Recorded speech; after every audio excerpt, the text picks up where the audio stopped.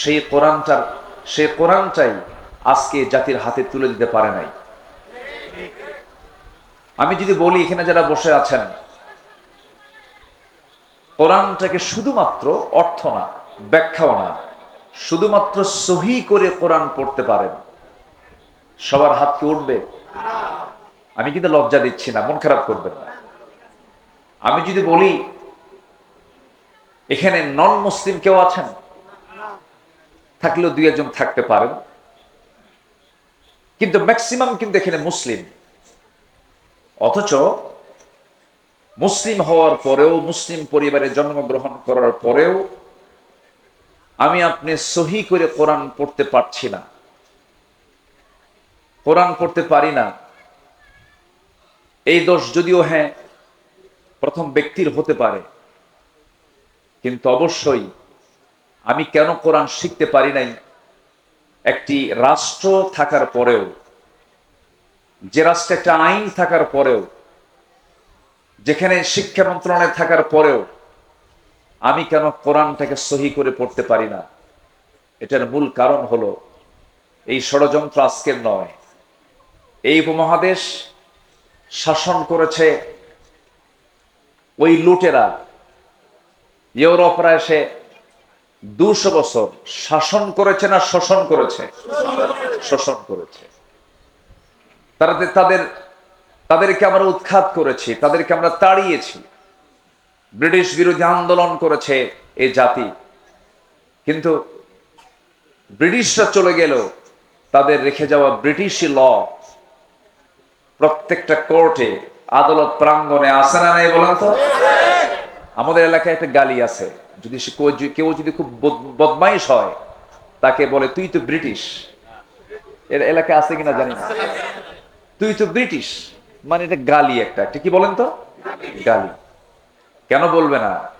কারণ ইউরোপের সভ্যতা, আধুনিক যে ইউরোপ গড়ে উঠেছে, সব আমার দেশের সম্পদ চুরি আর লুটপাট করে। সম্মানিত ভাইয়েরা, সেই ব্রিটিশ বিরোধী আন্দোলন করে তাদেরকে তাড়ালাম। نشهد أن لا إله إلا الله وحده لا شريك له ونشهد أن سيدنا وحبيبنا ومولانا محمدا عبده ورسوله الذي أرسله بالحق بشيرا ونذيرا وداعيا إلى الله بإذنه وسراجا منيرا فقد قال الله تعالى في كلامه المجيد وفرقانه الحميد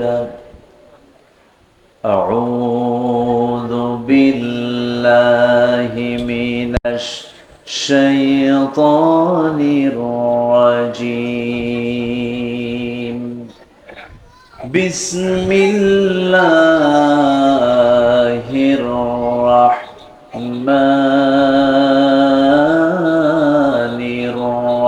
الرحيم إن الله وملائكته يصلون على النبي يا أيها الذين آمنوا صلوا عليه وسلموا تسليما اللهم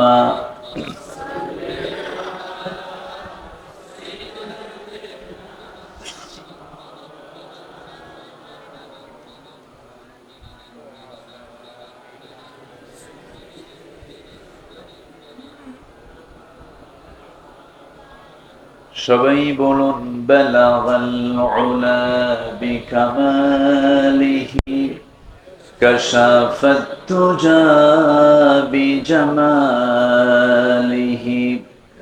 حسنت جميع خصاله বিশিষ্ট ইসলামী চিন্তাবিদ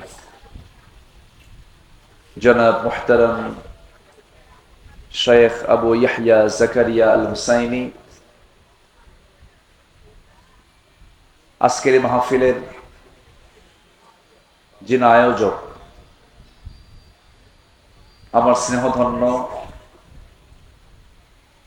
নন্দিতা আলেমী দ্বীন, টেকনাফ থেকে তেতুলিয়া, রূপসা থেকে পাথরিয়া, সুন্দরবন টু বান্দরবান, সকল জায়গায় যার খ্যাতি, এলাকার কৃতি সন্তান, আমার অনুজ জনাব মুহতারাম মাওলানা ইয়াহইয়া তাকি হাফিজাহুল্লাহ, আজকের মাহফিলের বরেণ্য অতিথি, আমার অত্যন্ত কাছের আমার প্রিয় ভাইজান মুফতি রাফি বিন মনির, আজকের মাহফিলের বরেণ্য অতিথি,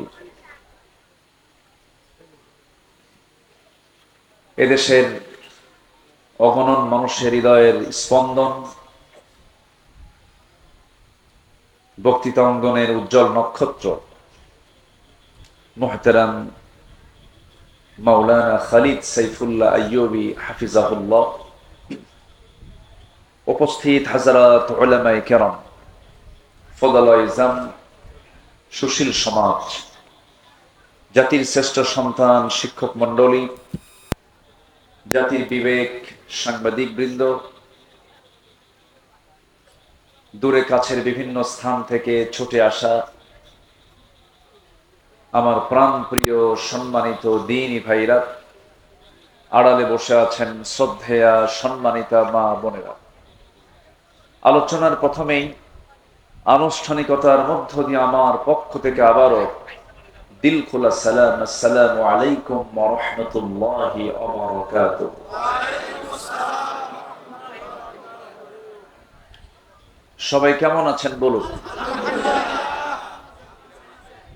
আমাকে প্রশ্ন করেছেন, আল্লাহ তাআলা আমাকে আপনার মতোই আপনার সাথেই রেখেছেন, বলি আলহামদুলিল্লাহ। মহান রব্বে কারীমের শুকরিয়া, আল্লাহ তাআলা সুস্থতার মতো শ্রেষ্ঠ নিয়ামতকে সাথে নিয়ে আমাকে আপনাকে পৃথিবীর শ্রেষ্ঠ বরকতময় জায়গা কোরআনের মজলিসে, দ্বীনের এমন একটি বরকতময় বৈঠকে আমাকে কবুল করে নিয়েছেন। শুকরিয়া আদায় করছি, প্রাণ খুলে বলতে থেকে নিয়ে এত সময় পর্যন্ত অত্যন্ত চমৎকার, মুক্তার সদৃশ এবং তেজোদ্দীপ্ত দলিলে ভরা অনেক দামি দামি কথা আমরা শুনেছি। আমি খুব বেশি লম্বা সময় নেব না, নাতে দীর্ঘ কিছু কথা বলতে চাচ্ছি। আল্লাহ শুকরিয়া যে মহান রব্বুল আলামিন কোরআন শোনার এমন একটি নিরাপদ পরিবেশ আমাদের জন্য তৈরি করে দিয়েছেন, বলি আলহামদুলিল্লাহ। দেশ স্বাধীনের পর থেকে নিয়ে আজ পর্যন্ত এই 54-55 বছরে এই প্রথম মুক্ত পরিবেশে, মুক্ত মঞ্চে, মুক্ত মনে ওলামা হযরতরা এই বছর কিছু কথা বলার সুযোগ পেয়েছেন, আলহামদুলিল্লাহ। মূলত মাহফিল বন্ধই ছিল। মাহফিলের যে সৌন্দর্য, যে মাহফিলগুলোতে চিত্রায়িত হতো, যেমন চট্টগ্রামের প্যারেড ময়দানের যে মাহফিল, সিলেটের আঞ্জুমানে খেদমতে কোরআনের যে মাহফিল, এরকম করে বিভিন্ন যে প্রাতিষ্ঠানিক যে মাহফিলগুলো, যেখানে লক্ষ লক্ষ জনতার ঢল নামতো, এই মাহফিলগুলোকে মূলত তারা দাফন কাফনের সিদ্ধান্ত নিয়েছিল। কিন্তু দাফন কাফন করতে গিয়ে, সিদ্ধান্ত নিতে গিয়ে দাফন কাফন তাদেরই হয়ে গেছে। সম্মানিত ভাইয়েরা, সম্মানিত বন্ধুগণ, আমরা সুন্দর মুক্ত একটা পরিবেশ পেয়েছি, বলি আলহামদুলিল্লাহ। সম্মানিত উপস্থিতি, আমার পূর্বে ইয়াহিয়া তাকি অত্যন্ত গুরুত্বপূর্ণ দিক নির্দেশনামূলক, যদিও কথাগুলো খুবই সংক্ষিপ্ত, কিন্তু সব ওয়াজ আমার মনে হচ্ছে ইয়াহিয়া তাকি করে ফেলেছে। আলহামদুলিল্লাহ। সবকিছু একটা নির্যাস থাকে না, মেসেজ তার মুখ থেকে বের হয়েছে। আসলে এত অল্প বয়সে মানুষের হৃদয়ে এত দ্রুত পৌঁছে যাওয়া, এটা খুবই কম সংখ্যক বান্দারই জোটে, যা আল্লাহ তাআলা ইয়াহিয়া তাকিকে দান করেছেন। তো এই সম্পদটা আপনাদের, এই এলাকার কৃতি সন্তান, দোয়া করবেন না? লম্বা একটু খাটো হলেও এলেমের লম্বা, এলেমেন্টটা অনেক লম্বা, আলহামদুলিল্লাহ বলে। মানে আকারে খাটো কিন্তু এলেমটা অনেক লম্বা, আলহামদুলিল্লাহ বলে। আলহামদুলিল্লাহ। তবে খাটো মানুষের কিন্তু বুদ্ধি বেশি থাকে, আমি লম্বা তো আমার বুদ্ধি একটু কম। খুব সুন্দর তিনি কথা বলেছেন। আমরা নেতৃত্ব দেখেছি অনেক, আমরা চাঁদাবাজকে দেখতে চাই না। আসতে কন কেন? আমরা নেতৃত্ব দেখেছি, কিন্তু অসৎ নেতৃত্বের বুকে আমরা লাথি মারতে চাই। আমাদের সব অর্জন হয়ে যাবে যদি আমরা সৎ নেতৃত্ব যদি তৈরি করতে পারি। এজন্য আমাদের কিছু কাজ করতে হবে। ব্যক্তি গঠন, পরিবার গঠন, সমাজ গঠনে আমাকে আপনাকে চরমভাবে আপনাকে পরিশ্রম করতে হবে, কাজ করতে হবে। ব্যক্তি গঠন হবে কোরআন বাদ দিয়া, নাকি? আসতে বলেন কেন? আজকে দেখেন, দেশ স্বাধীন হয়েছে কত আগে। মিনিস্ট্রি অফ এডুকেশন ছিল, শিক্ষা মন্ত্রণালয় ছিল, ধর্ম মন্ত্রণালয় ছিল, তারপরে পরিকল্পনা মন্ত্রণালয় ছিল।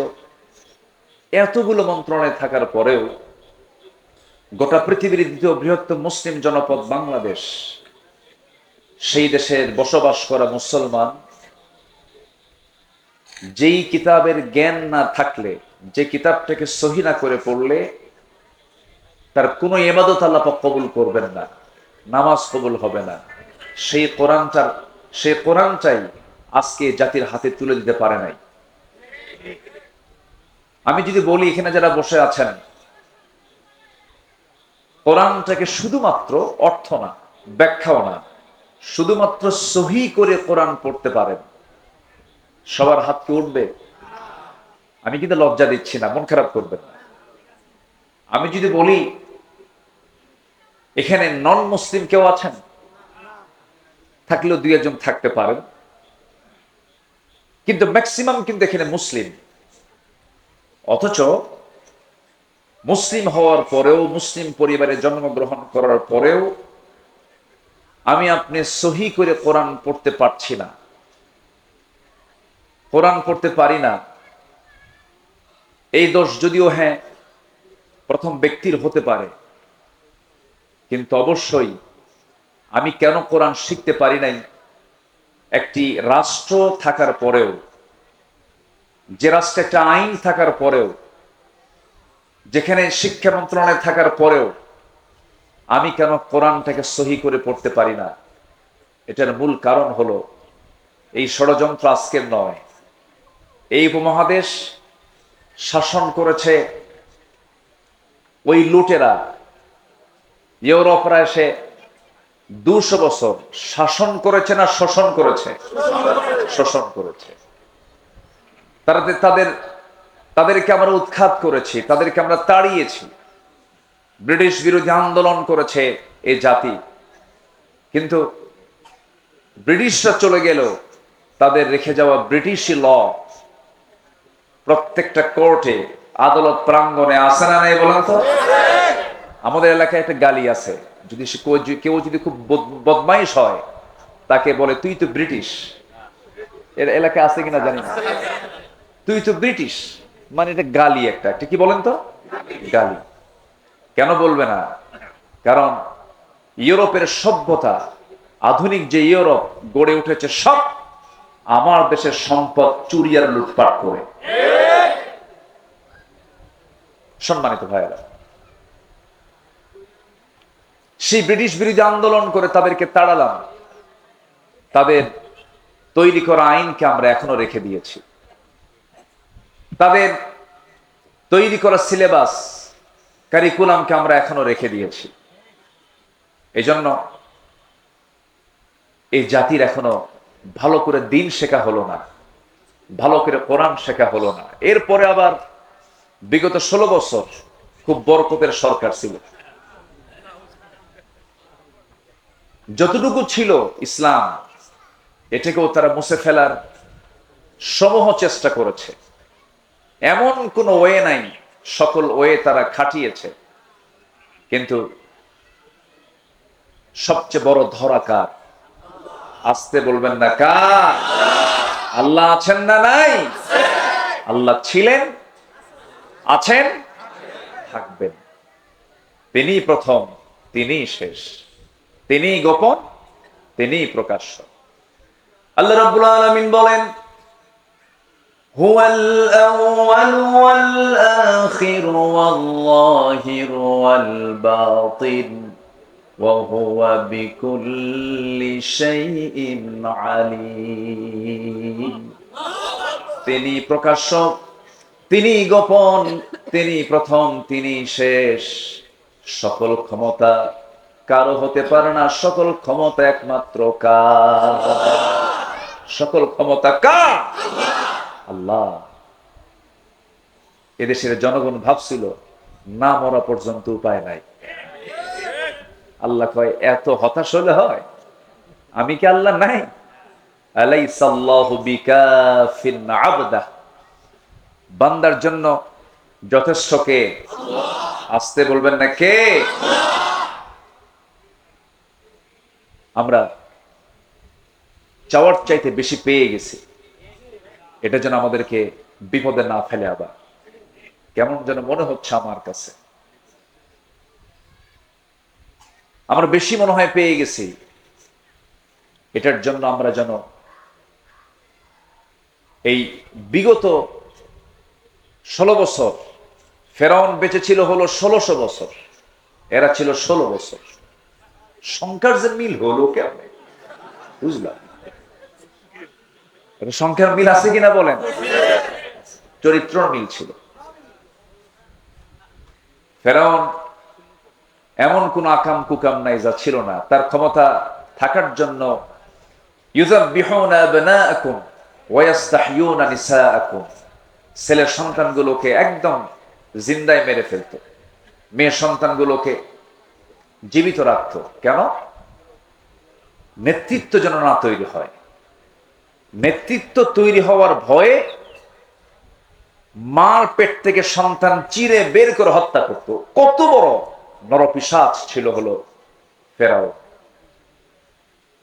এই পৃথিবীতে যারাই আজও যারা হত্যার রাজনীতি করতে চান, হত্যার রাজনীতি করেন, এদের ব্লাড টেস্ট করলে ধরা পড়বে এদের মধ্যে আছে হলো ফেরাউনের রক্ত। কিসের রক্ত বলেন? ফেরাউনের রক্ত। সম্মানিত ভাইয়েরা, তাহলে ক্ষমতা কারো না, ক্ষমতা একমাত্র কার? আল্লাহ। সে আল্লাহর পক্ষ থেকে যে কিতাব কোরআনটা নাজিল হয়েছে, এটা হচ্ছে সকল অশান্তি দূর করার, সকল কল্যাণের একমাত্র উৎস হলো এই কোরআন। এই কোরআনটা নিয়ে আজকের এই আয়োজন, এই কোরআনটা নিয়ে মাদ্রাসার সৃষ্টি, এই কোরআনকে নিয়ে আজকের এই আলোচনা। তো আমি কিছু কথা বলতে চাচ্ছি। আমি আবার একটু আনইজি ফিল করছি, রাত অনেক হয়ে গেছে। কষ্ট পাচ্ছেন না তো আপনারা? বলি আলহামদুলিল্লাহ, জোরে বলি আলহামদুলিল্লাহ। পৃথিবীর সকল জ্ঞান যেখানে হেরে যায়, সকল জ্ঞান যেখানে শেষ, সেখানে কোরআনের জ্ঞানটা শুরু। বলি আলহামদুলিল্লাহ। আল্লাহ পাক এর মধ্যে এমন কিছু তথ্য দিয়েছেন যা পৃথিবীর কোথাও পাওয়া যায় না, খুঁজে পাওয়া যায় না। এটা একটা আশ্চর্য কিতাব। এটা এমন একটা কিতাব যে কিতাবের মধ্যে আল্লাহ রাব্বুল আলামিন সকল জ্ঞান, সকল তথ্য, সকল কিছু আল্লাহ পাকের মধ্যে উপস্থিত করে দিয়েছেন। বলি আল্লাহু আকবার। কোন অফিস চালাবেন আপনি এই কিতাব দিয়ে? কোন অফিসটা আপনি চালাতে চান? স্বরাষ্ট্র মন্ত্রণালয় মনে হয় নাই এর মধ্যে, নাকি আছে? আছে আছে মনে হয়। আচ্ছা, মনে হয় ক্যান্টনমেন্ট চলবে না, সাভার এই যে ক্যান্টনমেন্ট আছে না সাভার, এটা মনে হয় কোরআন দিয়ে মনে হয় খুব একটা দুর্বল হবে, নাকি? চলবে কিনা বলেন? আমার নবীর হাতে তসবিহ ছিল না তরবারি ছিল? বলেন বলেন। ওই যে আমরা তসবিহ কিনে আনেন হাজির সাহেবরা, এরকম তসবিহ হাতে ছিল না তরবারি ছিল? রাসূল তসবিহ ব্যবহার করেছেন, আমি পাইনি কোথাও, এটা আমি পাইনি। মাঝে মাঝে হাতে তসবিহ থাকে কিছু কিছু ব্যক্তির, দেখি মুখ নড়ে না কিন্তু হাত নড়ে, আছে কিনা বলেন তো? আচ্ছা, নড়া দরকার কি? মুখের উচ্চারণ যদি না হয় তাহলে কি হলো বলেন? সুবহানাল্লাহ, আসতে বললেও কি মুখ নড়ে কিনা বলেন? কিন্তু মুখ নড়ে না, হাত নড়ে। লক্ষণ কি বলেন তো? লক্ষণ কি? খালি এটা নড়তেছে, কথা কয়, আবার এদিকে কথাও কয়, এই কথা কয় আর এদিকে তসবিহ নড়ে, আছে কিনা বলেন? তাহলে এটা কি বলেন? এটা কি বলেন? কি তাসবিহ? না, আমার নবীজির হাতে গণনার জন্য কোন তাসবিহ ছিল না। আমার রাসূলের হাতে ছিল দিন প্রতিষ্ঠার জন্য তরবারি। আমাদেরকে কথা বলতে দেয়নি দীর্ঘ 16 বছর। কত আলেমকে, কত যে প্রকার জুলুম করেছে। আল্লামা সাঈদীর মতো মানুষটাকে ধরে রিমান্ডে নিয়ে প্রায় 2-2.5 মাস ধরে একটানা 3 দিন 4 দিন পর্যন্ত একটা চেয়ারে বসে রেখে হিন্দু পুলিশ দিয়া তার মুখে থাপড়ানো হয়েছে। মাথা চক্কর মেরে তিনি পড়ে গেছেন। সম্মানিত ভাইয়েরা, আল্লাহ কি শোনেন না? আর আল্লাহ শোনেন কিনা বলেন? আল্লাহ শোনেন। চোখের পানিতে যায় নামাজ ভিজে গেছে, চোখের পানিতে জেলখানার বালিশ ভিজে গেছে। আজকের যিনি মেহমান কথা বলবেন, আমার প্রিয় ভাই খালিদ সাইফুল্লাহ আইয়ুবী, তার হাত ভেঙে দেওয়া হয়েছে।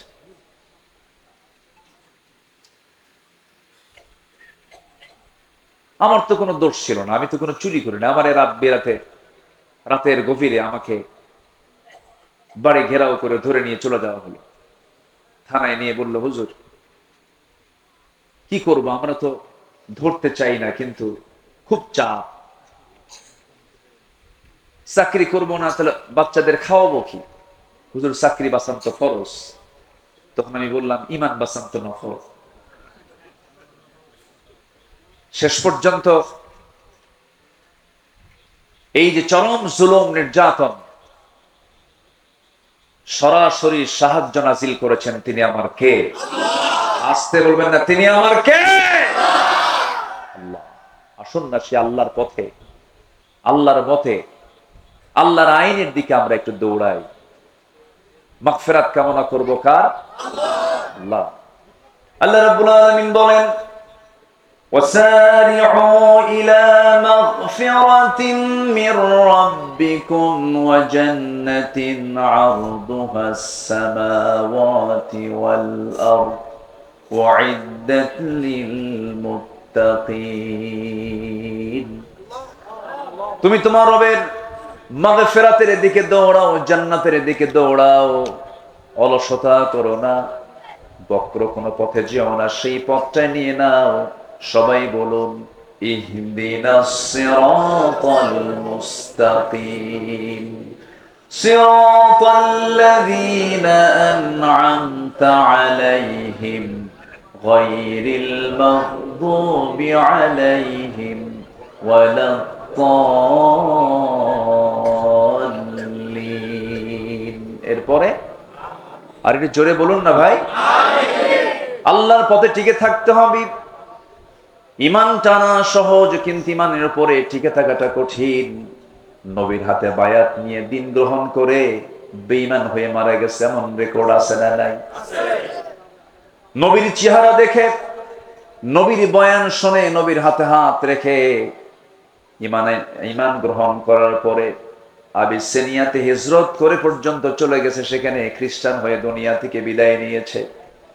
এই জন্য আমার বন্ধুগণ, আল্লাহ রাব্বুল আলামিন সেজন্য সুন্দর করে এক জায়গায় বলছেন, ইন্নাল্লাযীনা ক্বালু রাব্বুনাল্লাহু সুম্মা ইসতাকামু তাতানাসসালু আলাইহিমুল মালায়েকা আল্লা তাখাফু ওয়া লা তাহজানু ওয়া আবশিরু বিল জান্নাতিল্লাতী কুনতুম তুআদুন। জোরে বলুন আল্লাহু আকবার। যারা ঈমান আনবে এবং তার উপরে টিকে থাকবে তাদের জন্যই তো জান্নাত। টিকে থাকতে হবে, শেষ নিঃশ্বাস পর্যন্ত বলতে হবে আমার রবকে। আসতে বলবেন আমার রবকে, আল্লাহ আমার রব। টিকে থাকতে হবে। ঈমান তো আনা যায়, কিন্তু ঈমান আনার পরে হাজারো বাধা আপনার সামনে আপনার জীবনে চলে আসবে। হাজারো ঝামেলা আসুক না কেন, মহা মুসিবত আসুক না কেন, সেই সময় প্রকৃত যারা ঈমানদার তাদের জবান থেকে বের হবে কি, আল্লাযীনা ইযা আসাবাতুহুম মুসিবাতুন ক্বালু ইন্না লিল্লাহি ওয়া ইন্না ইলাইহি রাজিউন। জোরে বলুন আল্লাহু আকবার। যখন কোনো বিপদ আসবে ভাবতে হবে আল্লাহর সাহায্য, আল্লাহ পাক আমার প্রতি সাহায্য নাজিল করবেন। আশাদ্দুন নাসি বালাউল আম্বিয়া সুম্মাল আমসাল ফাল আমসাল। এই জগতে আদম থেকে শুরু করে আজ পর্যন্ত যত মানুষ পাঠিয়েছেন এবং পাঠাবেন, এর মধ্যে সবচেয়ে বড় বালা মুসিবত এসেছে হলো নবীদের উপরে। এবং তারপরে যত বালা মুসিবত আসছে আমার আল্লাহর যারা পছন্দের বান্দা তাদের উপরে। তাহলে বালা মুসিবত বিপদ আল্লাহ পাক দেন কি খারাপ ব্যক্তির উপরে বেশি না ভালো? দেখতে পাচ্ছে যে শিক্ষিতদের দেখতে পাচ্ছি আমার দেশের উন্নয়নে, ধরুন শ্রমিকরা দেশটাকে পিছায় দিয়েছে না আগায় দিয়েছে? আগায় দিয়েছে। আমার দেশের কৃষক যারা কৃষি কাজ করেন তারা দেশকে পিছায় দিয়েছে না আগায় দিয়েছে? আগায় দিয়েছে। প্রবাসী, লক্ষ লক্ষ প্রবাসী প্রবাস জীবনে থেকে ওই পাখির মতো ঝুলে ঝুলে কনস্ট্রাকশনের যে কাজগুলো করেন, তারা দেশকে পিছায় দিয়েছেন না আগায় দিয়েছেন? আগায় দিয়েছেন। আচ্ছা বলুন তো, শ্রমিক, এই কৃষক, এই প্রবাসী লোকগুলো কি শিক্ষিত না অশিক্ষিত? অশিক্ষিত। তারা অশিক্ষিত হওয়ার পরও এই শ্রমিক, এই প্রবাসী, এই কৃষক অশিক্ষিত থাকার পরও দেশকে তারা আগায় দিল, দেশের উন্নয়নে বিশাল ভূমিকা পালন করলো। কিন্তু দেশকে পিছায় দিল কারা? বলেন কারা? শিক্ষিতরা। কোন শিক্ষিতরা? যারা কোরআন শিখেছে তারা মনে হয় নাকি? বলেন বলেন তারা। তাহলে শিক্ষা দু প্রকার। দেশকে পিছায় দিয়েছে রুহের শিক্ষায় শিক্ষিত যারা, যে শিক্ষার মধ্যে প্রাণ আছে, ওহির শিক্ষার মধ্যে যে প্রাণটা আছে, এই শিক্ষায় শিক্ষিত লোকগুলো দেশকে পিছায় দেয় নাই। দেশের টাকা লোপাট করে বাইরে পাচার করেছে ওই সমস্ত শিক্ষিতরাই যারা কোরআন ছাড়া জ্ঞান অর্জন করে জাতিকে ঠকিয়ে দিয়েছে। সম্মানিত ভাইয়েরা, আমি বলছি না যে আপনি ইঞ্জিনিয়ার হবেন না, হবেন। আমি বলছি না আপনি ডাক্তার হবেন না, হবেন। কেন হবেন না? ডাক্তার হবেন, ইঞ্জিনিয়ার হবেন, কিন্তু সব জ্ঞান অর্জন আপনি করতে পারবেন, আপত্তি নেই। কিন্তু সবার ডাক্তার হওয়া ফরজ না, সবার ইঞ্জিনিয়ার হওয়া ফরজ না। কিন্তু সবার জন্য জান্নাত পাওয়ার জন্য কি শেখা ফরজ? বলেন বলেন বলেন, কি শেখা ফরজ? কোরআন শেখা সবার জন্য ফরজ। সম্মানিত ভাইয়েরা, এই জাতিকে কোরআন থেকে মাহরুম রাখা হয়েছে। আমরা এমন একটি শিক্ষানীতি দেখতে চাই, যেহেতু একটা মাদ্রাসার প্রোগ্রামে আসছি, আমি স্পষ্ট ভাষায় জানিয়ে দিতে চাই, আমরা সামনে এমন একটি শিক্ষানীতি দেখতে চাই, যে শিক্ষানীতির ভিতরে সকল ফ্যাকাল্টিতে, সকল শিক্ষায়, সকল প্রতিষ্ঠানে সবার আগে 1 নম্বর সিলেবাস হবে কোরআন। এটা কি দেখতে চান আপনারা? জাতি তখনই ভালো হবে যখন জাতির হাতে তুলে দেওয়া হবে কি তুলে দেওয়া হবে? কোরআন। কিন্তু আমি নিজেও ঢাবির ছাত্র ছিলাম, ঢাকা ইউনিভার্সিটিতে পড়াশোনা করেছি। বিগত সময়ে যে রাজনীতিগুলো আমরা দেখেছি, ছাত্রদের হাতে কোরআন তুলে দিয়েছে না অস্ত্র তুলে দিয়েছে? কোরআন তুলে দিয়েছে না মাদক তুলে দিয়েছে? কোরআন তুলে দিয়েছে না নারী তুলে দিয়েছে? আমরা সেই নেতৃত্ব দেখতে চাই না। সকল বাতিল নেতৃত্বকে না বলে, সকল বাতিল নেতৃত্বের মুখে ঝাঁটা মেরে আমরা কি সৎ নেতৃত্ব বাংলার জমিনে গড়ে তুলতে চাই। সবাইকে রাজি আছেন? রাজি আছেন কারা কারা? একটু হাত উঁচু করে দেখান।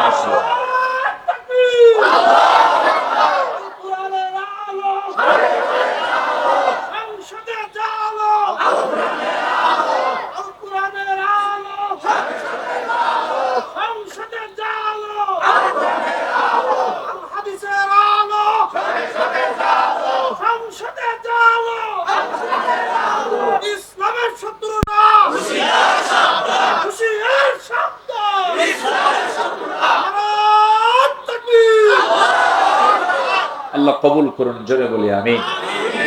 রাগ করতেছেন মনে হয়। আমরা যখন রাষ্ট্র নিয়ে কথা বলি, আমরা যখন সমাজ নিয়ে কথা বলি, তখন একটা মহলের গায়ে চুলকানি শুরু হয়, আছে কিনা? হুজুর আপনি দোয়া করে দিবেন, আমরা যা করি করি, আপনাদের দায়িত্ব হলো দোয়া করা, বাচ্চা হলে আজান দেওয়া,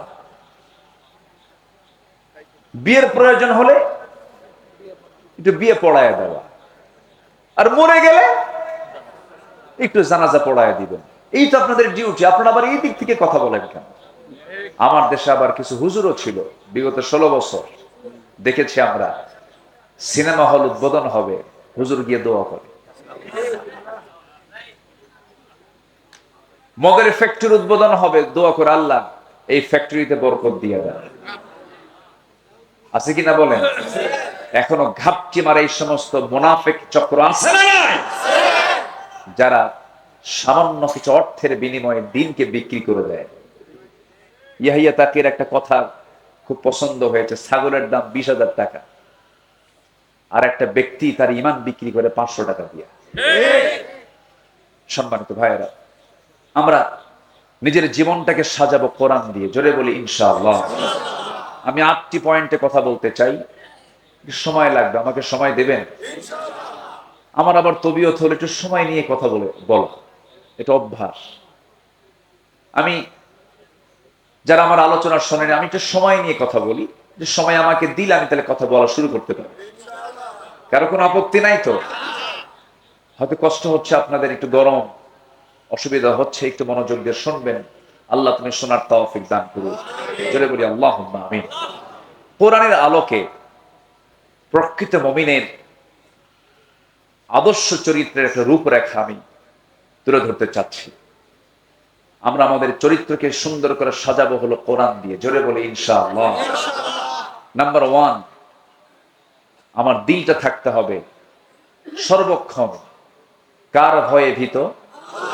আসতে বলবেন না, কার ভয়ে ভীত থাকতে হবে? আল্লাহর ভয়। আল্লাহর ভয়ে ভীত হলেই পৃথিবীর কোনো ভয় ওই দিলে স্থান পায় না। আল্লাহর ভয়টা ইস্তেকামাত হলে পরে সেই দিলের মধ্যে কোনোদিন কোনো কপট, কোনো কটু চক্রান্তকারী তার ঈমানকে ছিনতাই করে নিতে পারে না। সেই হৃদয়ে শয়তান বাসা বাঁধতে পারে না। এজন্য আমাদের দিলে যে ভয়টা, এই ভয়টা জাগ্রত করতে হবে। কার ভয়? আল্লাহর ভয়। খুব কমন একটা আয়াত। আল্লাহ রাব্বুল আলামিন সূরা আনফালের শুরুতে 2 নম্বর আয়াতে সুন্দর করে আল্লাহ রাব্বুল আলামিন বলছেন, যারা পারেন এই আয়াতগুলো সবারই মুখস্থ থাকা দরকার।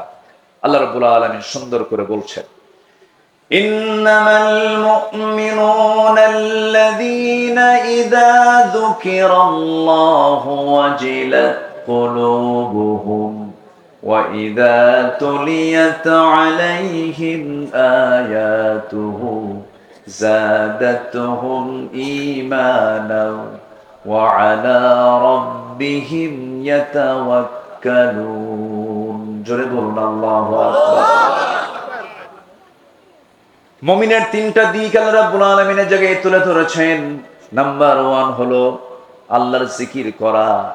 আল্লাহর জিকির করলে পরে যারা প্রকৃত যারা ঈমানদার তাদের দিলটা প্রকম্পিত হয়। কার ভয়ে? আসতে বলবেন না, কার ভয়ে? আল্লাহর ভয়ে। নাম্বার 2 হলো ঈমান যদি একটু দুর্বল থেকে থাকে, কোরআনের সুন্দর করে তেলাওয়াতের মধ্য দিয়া, কোরআনটাকে বোঝার মধ্য দিয়া, তিলাওয়াত, কিরাআত, দিরাসাত, তাদাব্বুর সমস্ত হকগুলো আদায় করে যে বান্দা কোরআনের হক আদায় করে কোরআনটা সুন্দর করে বোঝার চেষ্টা করবে, ঈমান যদি দুর্বল থাকে কোরআন শোনার সঙ্গে সঙ্গে তার ঈমানটা শতগুণে বৃদ্ধি পেয়ে। মোবাইলের চার্জ কমে গেছে, চার্জার দিয়ে চার্জ দিতে হয়। ঈমানে চার্জ একটু দুর্বল হয়েছে, চার্জ দিতে হয় কি দিয়া? আসতে বলবেন না, কি দিয়া? রাজনীতি কোরআন দিয়ে নয়, সেই দল করা হারাম। আসতে কন কেন? আসতে কন কেন? মুসলমান কখনো জাতীয়তাবাদকে বিশ্বাস করতে পারে না। মুসলমান কখনো সেকুলারিজমকে বিশ্বাস করতে পারে না।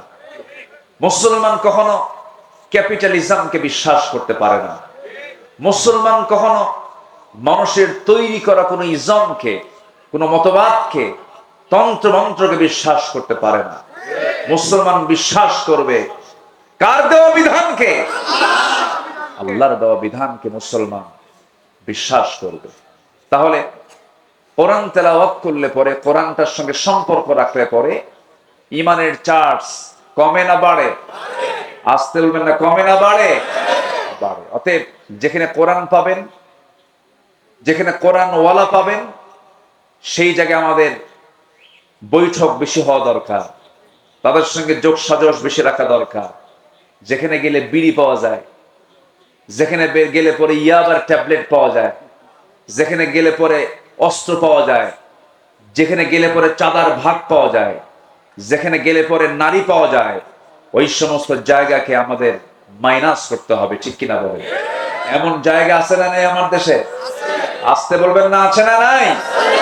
আচ্ছা, সম্মানিত ভাইরা, তাহলে ঈমান বৃদ্ধির জন্য মাধ্যম হলো এই কিতাবের সঙ্গে সম্পর্ক রাখা। আর জিকির করলে দিলে ভয় সৃষ্টি হয়। কার ভয়? আল্লাহর ভয়। নাম্বার 3 হলো ওই সমস্ত বান্দাগুলো যারা আল্লাহকে ভয় করে, আল্লাহর কালামকে যারা সুন্দর করে তেলাওয়াত করে, ওই সমস্ত বান্দার আরেকটা গুণ হলো ওই সমস্ত বান্দাগুলো জীবনের সকল জায়গায় ভরসা রাখে কার উপরে? আসতে বলবেন না, কার উপরে? আল্লাহর উপরে। আল্লাহ রাব্বুল আলামিন বলেন, فَإِذَا عَزَمْتَ فَتَوَكَّلْ وتوكل على الله إن الله يحب المتوكلين। যখন তোমরা কোনো সিদ্ধান্তহীনতায় পড়ে যাবে, যখন তোমরা কোনো কঠিন মুসিবতের মধ্যে পড়ে যাবে, সেই সময় তোমরা আমার উপরে ভরসা করবে। আমি আল্লাহ রাব্বুল আলামিন আমার প্রতি ভরসা করনেওয়ালা, আমার প্রতি যারা ভরসা করে আমি তাদেরকে দারুণ ভালোবাসি। জোরে বলি সুবহানাল্লাহ।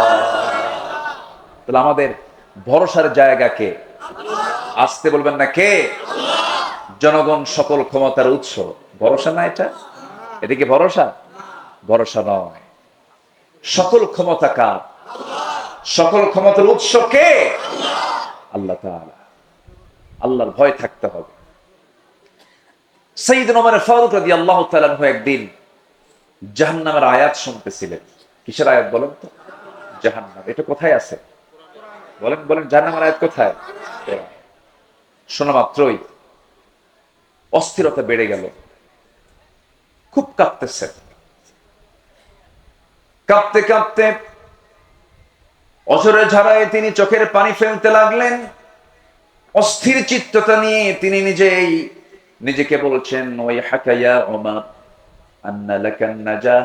ওমর, তোমার জন্য কি নাজাত আছে নাকি? তোমার জন্য কি নাজাত আছে নাকি?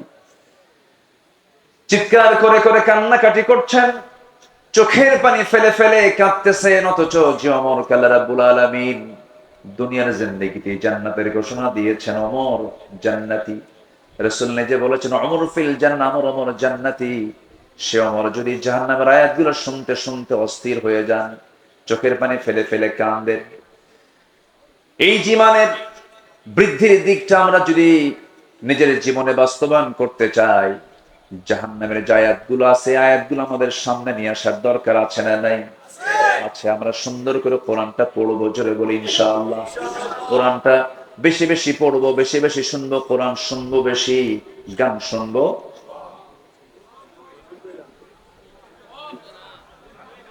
এতক্ষণে গান শুনবেন, কম শুনবেন? তাহলে কম শোনা জায়েজ নাকি? যেটা জায়েজ নাই, কমও জায়েজ নাই, বেশিও জায়েজ নাই। সারা বছর কোন মাসে আইয়ামে 20 রোজা বাদ দেয় না। সোমবার বৃহস্পতিবার রোজা রাখে। ঈদের দিন মদ খায়। ঈদের দিন কি খায়? মদ খায়। ভাবে যে সারা বছর তো আমি আওয়াবিন পড়ি, তাহাজ্জুদ পড়ি, ঈদের দিন বিকেল বেলা একটু আনন্দ করবো, তাই তো কয়েক ঢোক মারবো, এবার কি হবে? আছে কিনা বলো? এটা কি ইমানদারের কাজ? ইমানদার কখনো যেটা হারাম, অল্প হারামও সে গ্রহণ করতে যাবে না।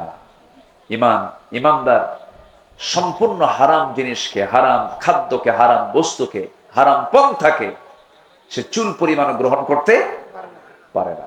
এটা হচ্ছে একজন আল্লাহর নৈকট্য হাসিলকারী, আল্লাহর স্মরণে যে জাকির হবে, যে জিকির করনেওয়ালা হবে, সে এমন চরিত্রের হবে। আল্লাহ তুমি আমাদের কেমন চরিত্র অর্জন করার তৌফিক দাও। জোরে বলি আমিন। সে আদর্শ চারিত্রিক রূপরেখার 2 নম্বর দিক হচ্ছে আল্লাহ এবং রাসূলের প্রতি নিঃশর্ত আনুগত্য। আমরা যে আনুগত্য করব আল্লাহকে এবং রাসূলকে, কোন শর্ত দিয়া, আসতে কর, কোন শর্ত দিয়া। আর আল্লাহ এবং রাসূল ছাড়া অন্য কারো যখন আমরা আনুগত্য করতে যাব, তখন কি দিয়া? শর্ত দিয়া। আমি আপনার আনুগত্য করব ততক্ষণ যতক্ষণ আপনি আল্লাহকে মানবেন, রাসূলকে মানবেন, ততক্ষণ মানব। আপনি আমার ইমাম, আমি ততক্ষণ মানব যতক্ষণ আপনি নামাজটা আপনি আল্লাহর নিয়মে পড়াবেন। রুকু কয়বার করে বলেন? সেজদা কয়বার হয়? 2 বার। রুকু 1 বার। আর ইমাম যদি মনে করে রুকু 1 বার করে লাভ কি, সেজদাও 2 বার দেই, রুকু 2 বার দেব, সওয়াব তো বেশি হবে। আপনি কি পড়বেন নামাজ? এটা কি এই পন্থা কি ইসলাম দিয়েছে? ইসলাম দিয়েছে কয়বার? 1 বার। আমি 2 বার দিতে পারি না। সেজদা দিতে বলেছে কয়বার? 2 বার। 3 বার করতে পারি না। আর যদি কোনো ইমাম 3 বার সেজদা দেয়, 2 বার রুকু করে, বেশি তো করলো, এরপরও মানা যাবে না। তাহলে আমি ওই ইমামকে মানতেছি শর্ত দিয়া। কি দিয়া? যতক্ষণ তুমি আল্লাহ রাসূলকে মানো ততক্ষণ তুমি আমার, আমি তোমাকে আনুগত্য করব, তুমি আমার ইমাম। আল্লাহ নবীর আনুগত্য বাদ দিবা, কল্লা ধরে টেনে মসজিদ থেকে বের করে দেবে, ঠিক কিনা? এটাই হচ্ছে নিঃশর্ত আনুগত্য আর শর্ত আনুগত্য। আপনি আল্লাহর সাথে রাসূলের সাথে তার আপনার যে আনুগত্য হবে এটা হবে নিঃশর্ত, কোনো শর্ত দেওয়া যাবে না। আল্লাহ যা বলেছেন কেন বলেছেন এটা বলা যাবে না, রাসূল এটা করতে বলে কেন বলেছেন এটা বলা যাবে না। আপনি কেন বলবেন, ঈমান আপনার চলে যাবে। আল্লাহ যা বলেছেন সামিআনা ওয়া আতাআনা, শুনলাম সঙ্গে সঙ্গে তা মানবো। জোরে বলি ইনশাআল্লাহ।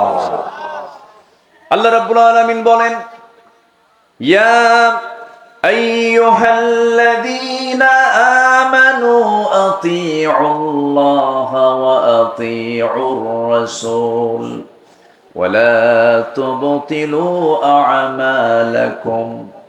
আল্লাহ পাক আরেক জায়গায় বলছেন, ইয়া আইয়ুহাল্লাযীনা আমানু আতিউল্লাহা ওয়া আতিউর রাসূলা ওয়া উলিল আমরি মিনকুম ফাইন তানাযা'তুম ফি শাইইন ফারুদ্দুহু ইলাল্লাহি ওয়ার রাসূল। জোরে বলুন আল্লাহু আকবার। আল্লাহর আনুগত্য করো, নবীর আনুগত্য করো, তোমাদের মধ্যে যারা লিডার তাদের তোমার আনুগত্য করো। তবে তারা যদি কোনো ঝামেলায় পড়ে যায়, কোনো ঝামেলায় তোমরা যদি পড়ে যাও, সেই ক্ষেত্রে তোমরা ফিরে যাবে ফারুদ্দুহু ইলাল্লাহি ওয়ার রাসূল, আল্লাহ এবং রাসূলের দিকে। অর্থাৎ আল্লাহ এবং রাসূলের যে আনুগত্য করবে, এই আনুগত্যের মাঝে কোনো শর্ত আরোপ করা যাবে না। আমার বন্ধুগণ, একটু কান লাগায় মনোযোগ দিয়ে সবাই শোনার চেষ্টা করবেন। সাহাবায়ে কেরাম নবীর যে আনুগত্য করেছেন, কোন শর্ত দিয়ে তারা আনুগত্য করেন নাই, হাসি মুখে জীবন দিয়েছেন। রাসূল যখন যা বলেছেন, সাহাবায়ে কেরাম কোন শর্ত লাগায় তারা আনুগত্য করেন নাই, সঙ্গে সঙ্গে তা মেনে নিয়েছেন। আল্লাহ রাব্বুল আলামিন আমার রাসূলকে এত দাম দিয়েছেন, এত সম্মান দিয়েছেন। আমার আল্লাহ রাব্বুল আলামিন রাসূলকে সম্মান দিতে গিয়ে গোটা বান্দাকে জানিয়ে দিচ্ছেন, ও আমার বান্দারা, আমার যদি ভালোবাসা পেতে চাও, একজন ব্যক্তির আনুগত্য তোমার জন্য আমি আল্লাহ অপরিহার্য করে দিলাম, সেটা হলো আমার রাসূলের আনুগত্য করা। আমার যদি ভালোবাসা পেতে চাও, আমার মুহাব্বত যদি তুমি অর্জন করতে চাও, শর্ত হলো আমার নবীর তোমরা ইত্তেবা করবে। আল্লাহ রাব্বুল আলামিন বলছেন, ফাত্তাবিউনি ইউহিব্বুকুমুল্লাহ ওয়া ইয়াগফির লাকুম যুনুবাকুম ওয়াল্লাহু গফুর। নবীকে মানো, নবীকে ফলো করো, নবীর তোমরা আনুগত্য করো। ব্যক্তি জীবনে রাসূলকে মানবে, রাষ্ট্রীয় জীবনে রাসূলকে মানবে না। ধর্মীয় জীবনে নামাজকে মানবে, রোজাকে মানবে, কিন্তু রাজনীতির ময়দানে গিয়ে তুমি রাসূলকে মানবে না। তুমি নবীর তো উম্মত হতে পারো না, তুমি একজন ভণ্ড প্রতারক। আসতে কন কেন? এরকম ভণ্ড প্রতারক তো আমার দেশে নাই মনে হয়। আসতে বলবেন না, আছে না নাই? সম্মানিত ভাইয়েরা, রাসূলকে ভালোবাসা মানে এটা নয় একটু দুরূদ শরীফ পড়লাম, হ্যাঁ সওয়াব পাবেন, অবশ্যই দরুদ পড়লে সওয়াব পাবেন না কেন? দরুদ পড়লেন, মুখে সুন্দর একদম মুখ ভরা দাড়ি রাখলেন, মাথায় পাগড়ি পরলেন, একটু আতর লাগালেন, মেসওয়াক করলেন, সমস্যা নাই, এগুলো সুন্নাহ, ভালো, আলহামদুলিল্লাহ, কোনো সমস্যা না। আমি বলছি না যে এগুলোর গুরুত্ব ইসলামে নাই, আছে। কিন্তু মুখের দাড়ি কিন্তু আবু জেহেলেরও ছিল। এরপরে পোশাক আশাক দিয়ে যদি জান্নাত পাওয়া যেত, বর্তমান বিশ্বে অন্যান্য ধর্মের অনেক পোশাক আছে যেটা ইসলামের সঙ্গে মিলে যায়, আছে কিনা বলুন? মিলে যায়। আল্লাহ তাআলা বাহ্যিক কোনো কিছুকে প্রাধান্য দিবেন না। ইন্নাল্লাহা লা ইয়ানজুরু ইলা সুওয়ারিকুম ওয়ালা ইলা জাসামিকুম ওয়ালাকিন ইয়ানজুরু ইলা কুলুবিকুম ওয়া আমালিকুম। আল্লাহ তোমাদের দেহ দেখবেন না, আল্লাহ তোমাদের চেহারা দেখবেন না, আল্লাহ দেখবেন তোমার ভিতরটা এবং তোমার আমলটা আল্লাহ পাক দেখবেন। সম্মানিত বন্ধুগণ, সম্মানিত ভাইয়েরা, এই জন্য নবীর প্রতি এবং আল্লাহর প্রতি যে আনুগত্য হবে, এই আনুগত্যের মাঝে কোনো শর্ত আরোপ করা যাবে না। সম্মানিত ভাইয়েরা, সাদ ইবনে মুআজ রাদিয়াল্লাহু তাআলা আনহু একজন সাহাবী, যিনি 30 বছর বয়সে ইসলাম কবুল করেন, 35 বছর বয়সে শাহাদাত বরণ করেন। ইসলাম পেয়েছেন কয় বছর? বলেন, কয় বছর পেয়েছেন? মাত্র 5 বছর। এই 5 বছর তিনি ইসলাম পেলেন। প্রথম যে যুদ্ধ হলো বদর, বদর যুদ্ধের দিন তিনি বদরের ময়দানে দাঁড়ালেন। এই যুদ্ধটা ছিল কি সমান সমান যুদ্ধ না অসম যুদ্ধ? অসম। 313 কোথায় আর 1000 কোথায়? অশ্বারোহী কোথায় আর পদাতিক কোথায়? পায়ে হেঁটে যাওয়া আর ঘোড়ার পিঠে থেকে যুদ্ধ করা, অস্ত্র হাতে নিয়ে যুদ্ধ করা, অস্ত্র ছাড়া যুদ্ধ করা, একটা অসম যুদ্ধ ছিল। সেই যুদ্ধের ময়দানে এই সাদ বিন মুআজ রাদিয়াল্লাহু তাআলা আনহু যখন আমার নবী যখন ডাকলেন দীপ্ত কণ্ঠে, সেই বদরের ময়দানে দাঁড়িয়ে তিনি বলছেন, ফাওয়াল্লাযী বা'আসাকা বিল হক, আল্লাহর কসম করে বলছি, যিনি আপনাকে সত্য সহ প্রেরণ করেছেন, লাউস্তাআরাতু বিনা হাযাল বাহর, হে রাসূল, আপনি যদি আমাদেরকে সমুদ্রের দিকে অগ্রসর করতে বলেন, আমরা অগ্রসর হব, ঝাঁপিয়ে পড়ব, আপনার আনুগত্যের বাইরে আমরা এক চুল পরিমাণ যাব না। জোরে বলি সুবহানাল্লাহ। সেই সাহাবী বদরে গেলেন, উহুদও গেলেন, খন্দকের যুদ্ধ পরপর এই 3 নম্বর যুদ্ধে অংশগ্রহণ করলেন। মাত্র 5 বছর তিনি ইসলাম পেয়েছেন, 30 বছরে দিন গ্রহণ করলেন, 35 বছরে দুনিয়া থেকে বিদায় নিলেন। যখন উহুদের ময়দানে, খন্দকের পরীক্ষা খননের যুদ্ধের ময়দানে যখন তিনি উপস্থিত, যুদ্ধ শেষ হওয়ার মাঝেই একটা আক্রমণ তার প্রতি করা হলো, রক্তক্ষরণ শুরু হয়ে গেল। সে রক্তক্ষরণে তিনি রক্ত শূন্যতায় পড়ে গেলেন। এক পর্যায়ে তাকে বাঁচানো গেল না, তিনি দুনিয়া থেকে বিদায় নিলেন।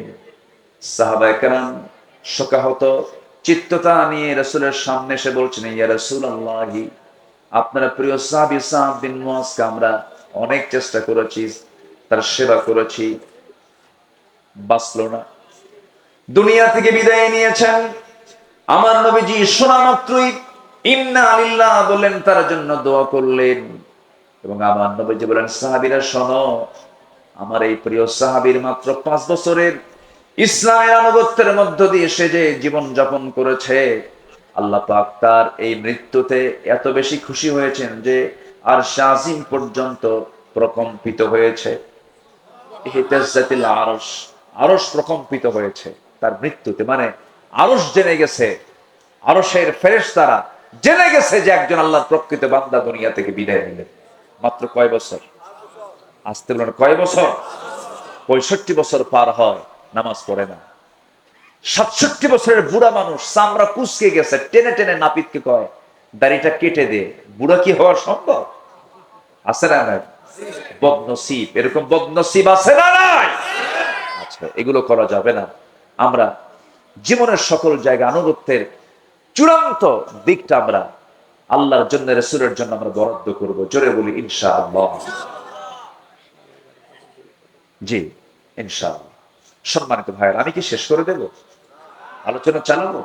জোরে বলি ইনশাআল্লাহ। নাম্বার 3, দায়িত্ব এবং জবাবদিহিতার ভারে বিগলিত হৃদয় এবং আত্মসমালোচনা।